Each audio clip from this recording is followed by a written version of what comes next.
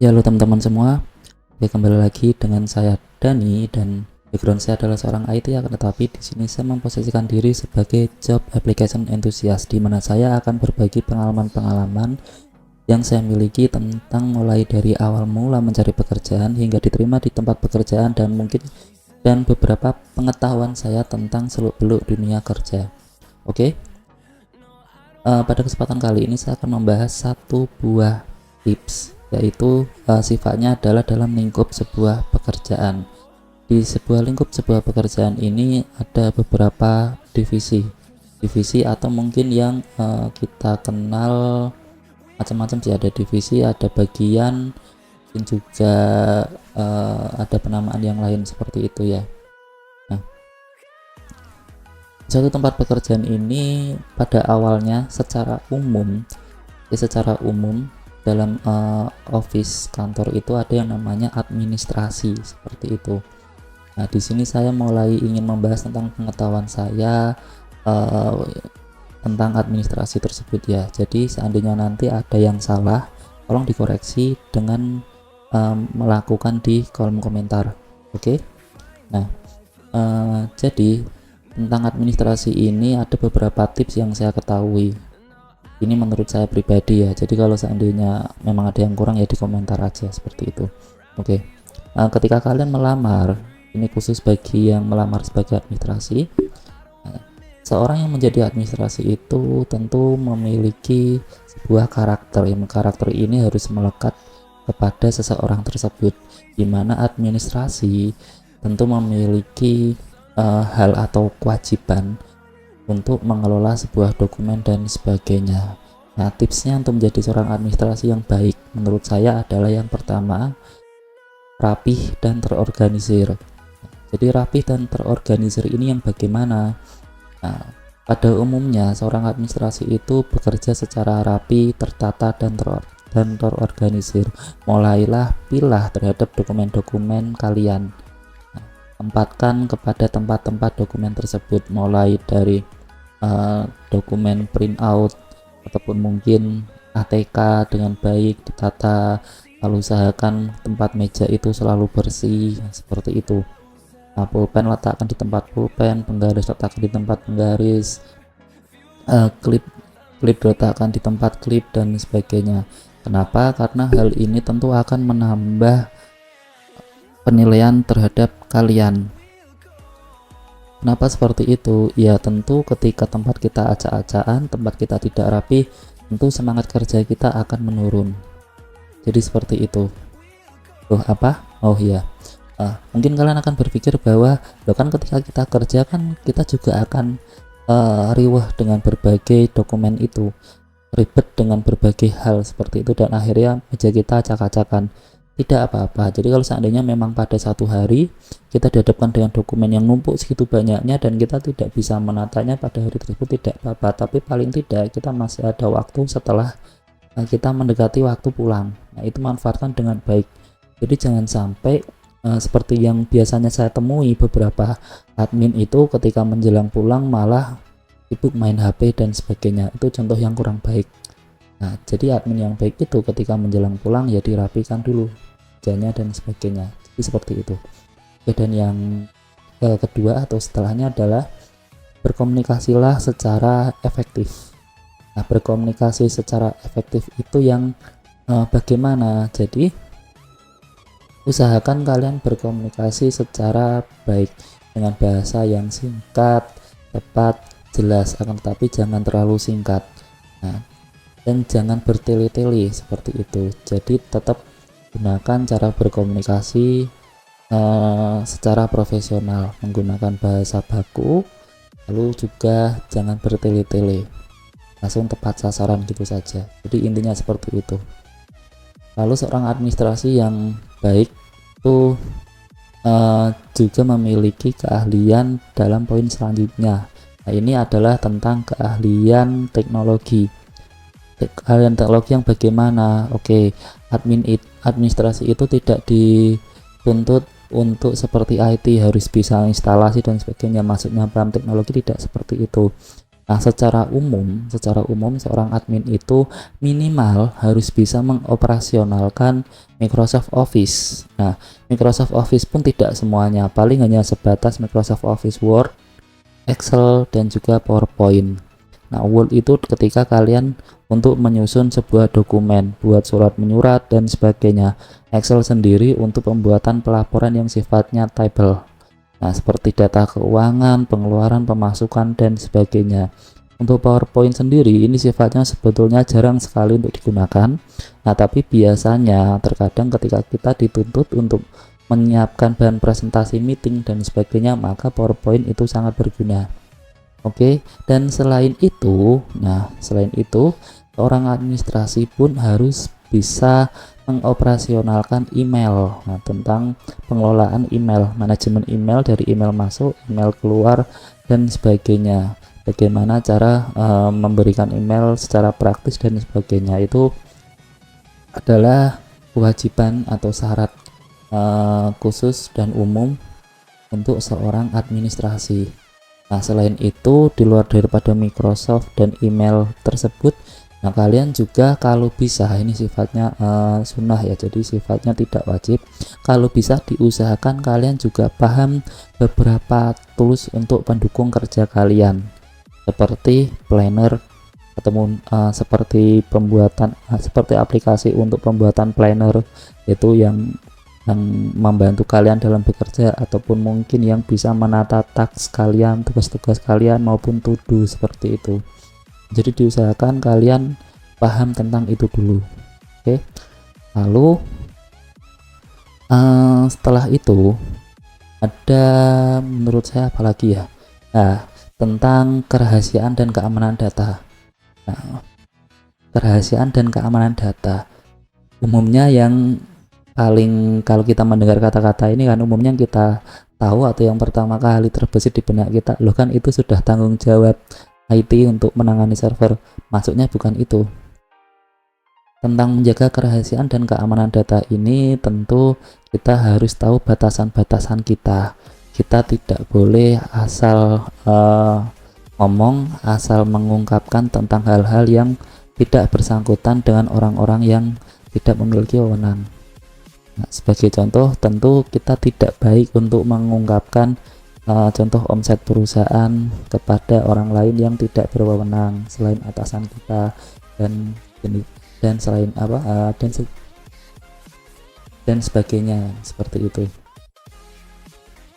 Nah, selain itu apalagi, menjaga kerahasiaan dan keamanan data selain dari hal-hal yang tadi itu, salah satunya juga kita harus mempunyai kemampuan multitasking. Ini poin selanjutnya ya. Kemampuan multitasking ini sangat dibutuhkan untuk seorang administrasi. Karena apa? Karena administrasi itu kerjanya tidak hanya sebatas duduk di meja menginput data, asal ngetik-ngetik seperti itu saja, ataupun mungkin membuat laporan, tidak hanya sebatas itu. Nah, kita mampu multitasking, dimana multitasking ini tentu kita harus siap untuk menjalankan berbagai macam tugas, selama itu masih sesuai dengan standar SOP seorang administrasi.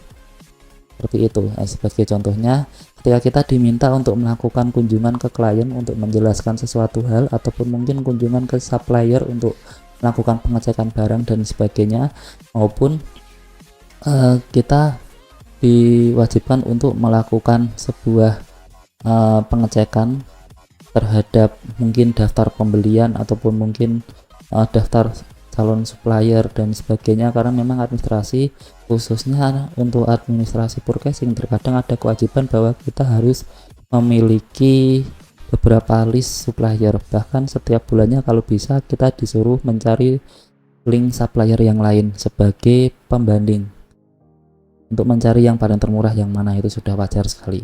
Nah, itu seperti contohnya. Dan tentu itu juga menuntut diri kita untuk bisa manage waktu yang baik, dan agar semuanya bisa terselesaikan dengan batasan waktu yang sesuai dengan ketentuan, seperti itu. Oke, selain daripada itu, seorang administrasi tentu harus mampu berkolaborasi dengan tim, berkolaborasi dengan divisi lain. Nah, kenapa? Karena tugasnya tidak hanya sebatas di meja dia saja, tapi dia juga harus menjalin sebuah relasi pada divisi-divisi lain. Sebagai contohnya, seorang admin marketing tentu harus berhubungan dengan admin purchasing. Nah, berhubungan dalam segi apa? Nah, ketika marketnya dapat, ketika ada customer yang memesan, tentu dia harus berhubungan dengan purchasing, menanyakan tentang bahwa bahan bakunya ada apa tidak. Nah, setelah berhubungan dengan purchasing, otomatis dia juga harus berhubungan dengan bagian production, seperti itu. Yaitu tentang apa? Yaitu tentang menangani penjadwalan terhadap produksinya. Dia harus tahu bahwa nanti pesanan terhadap customer ini akan dikerjakan pada hari apa dan selesai pada hari apa.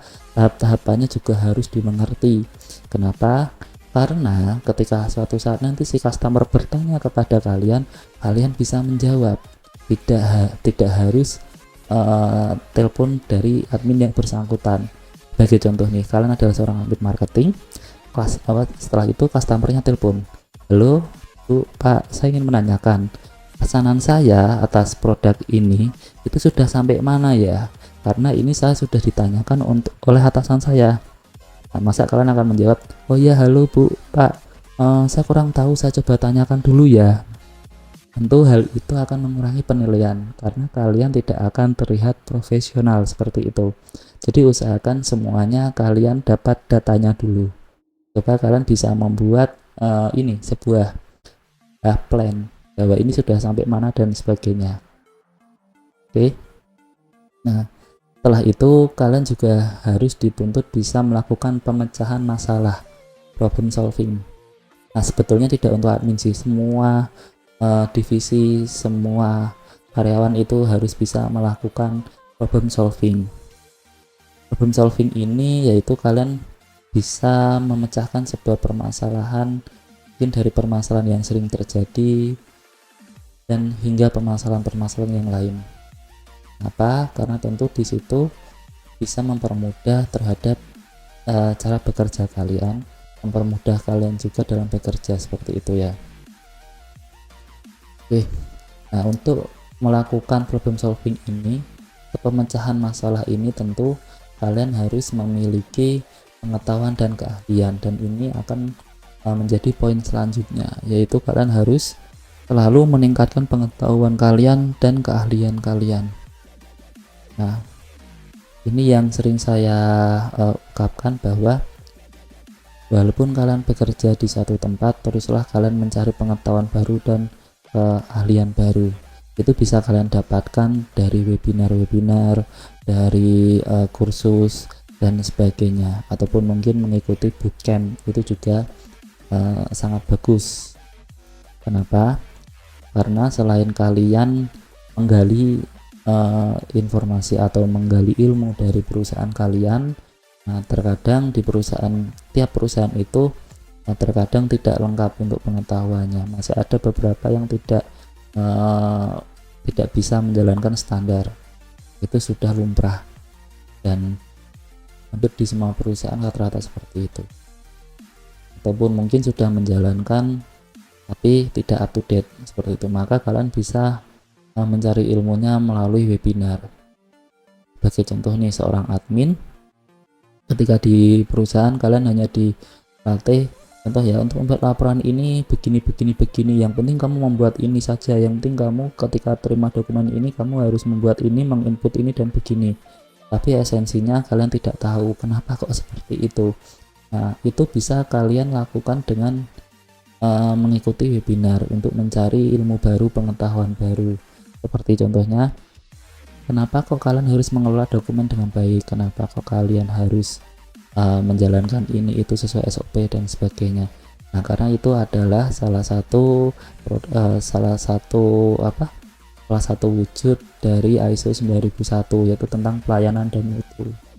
Nah, ISO 9001 bagaimana? Nah, kalian akan mendapatkannya ketika kalian mengikuti bootcamp maupun webinar yang membahas tentang masalah itu, dan masih banyak yang lain seperti Kaizen, mungkin tentang 5S atau 5M bagaimana, dan berbagainya banyak. Jadi intinya tetap tingkatkan pengetahuan kalian dan keahlian kalian, baik itu di dalam perusahaan maupun di luar perusahaan, dan itu yang akan membuat value kalian bertambah sehingga kalian dinilai lebih dan bisa dihargai lebih tinggi. Oke, dan selanjutnya seorang administrasi itu dituntut harus cepat beradaptasi. Orang administrasi juga harus cepat dalam beradaptasi untuk mengikuti perubahan-perubahan dalam sebuah perusahaan maupun organisasi tersebut. Kenapa? Karena bahwasanya yang namanya perusahaan atau kebijakan itu bisa dipengaruhi oleh pasar. Itu yang paling sangat umum sekali. Jadi kalau pasarnya memang lagi sepi dan membuat kita harus segera cepat untuk berubah, maka administrasi harus bisa cepat berubah juga. Jadi seperti itu ya, jadi mudah untuk beradaptasi. Mungkin atasan kalian membuat kebijakan kemarin adalah seperti ini, tiba-tiba besok berubah, ya kita jangan ngedrumel, kita jalani itu. Kenapa? Karena memang pasarnya sedang meminta seperti itu. Seperti contoh ya, mungkin zaman dulu untuk pembayaran itu harus menggunakan cash, selalu harus cash. Nah sekarang malah banyak perusahaan yang menerapkan cashless, jadi tidak ada uang cash yang diterima, contoh seperti itu, ataupun mungkin ya apapun itulah. Oke, dan yang terakhir, seorang administrasi itu harus sabar dan teliti. Ya karena ketika kalian tidak sabar, ya sudah semuanya berantakan, dan kalian harus teliti. Jadi sabar dan teliti ketika kalian membuat sebuah laporan. Sebelum kalian laporkan kepada atasan kalian, selalu terus lakukan pengecekan sampai detail, sampai benar-benar fix dan valid, dan selalu tanyakan kepada pihak-pihak terkait.